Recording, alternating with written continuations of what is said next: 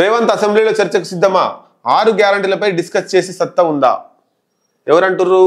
ఇగో దొరసాని. 6 గ్యారంటీలు. చంద్రబాబుకు బిర్యానీ పెట్టి గోదావరి నీళ్లను గిఫ్ట్గా ఇచ్చింది నువ్వే. కేసీఆర్ దమ్మేంటో ఒరిజినల్ కాంగ్రెస్ లీడర్లకు తెలుసు.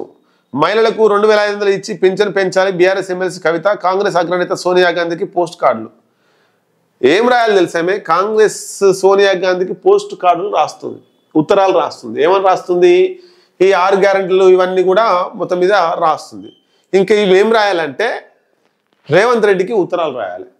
ఏం రాయాలి? 2 రకాల ఉత్తరాలు. ఒకటే ఉత్తరం రాసిన ఏం లేదు, 2 రకాల ఉత్తరాలు రాసిన ఏం లేదు. అయ్యా తెలంగాణ రాష్ట్ర ముఖ్యమంత్రి గౌరవనీయులు రేవంత్ రెడ్డి గారికి నమస్కరించి రాస్తున్న. తెలంగాణ రాష్ట్రంలో 10 సంవత్సరాల పాటు కేసీఆర్ నియంత పాలన కొనసాగింది.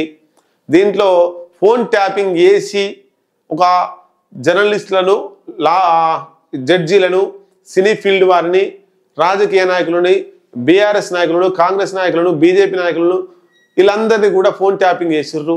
దీని మీద ఎంతవరకు విచారణ కొనసాగింది ఆ వివరాలు తెలపగలరు? ఒకటోది.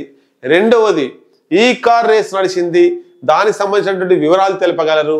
మూడవది, కాళేశ్వరంలో అవినీతి జరిగిందంటున్నారు, జరిగిందా జరగలేదా దానికి సంబంధించినటువంటి వివరాలు ప్రభుత్వ పరంగా తెలపగలరు అనేటువంటి 3 అంశాలని జోడిస్తూ కల్వకుంట్ల కవిత రేవంత్ రెడ్డికి లేఖ రాస్తే బాగుంటుంది. సోనియా గాంధీకి లెటర్ రాస్తే చూస్తుందా? సోనియా గాంధీ ఈమె లెటర్ రాస్తే సోనియా గాంధీ ఈమె లెటర్ రాసింది చూడదు కాబట్టి రేవంత్ రెడ్డి చూస్తాడు. కల్వకుంట్ల కవిత లెటర్ ఇచ్చిందంటే కంపల్సరీ చూస్తాడు. కాబట్టి కల్వకుంట్ల కవిత రేవంత్ రెడ్డికి లెటర్ రాస్తే బాగుంటుంది. ఈ అంశాలు అడగాలి, అడగొద్దని కాదు నా ఉద్దేశం. ఇవి అడిగితే అవి కూడా అడిగితే బాగుంటుంది.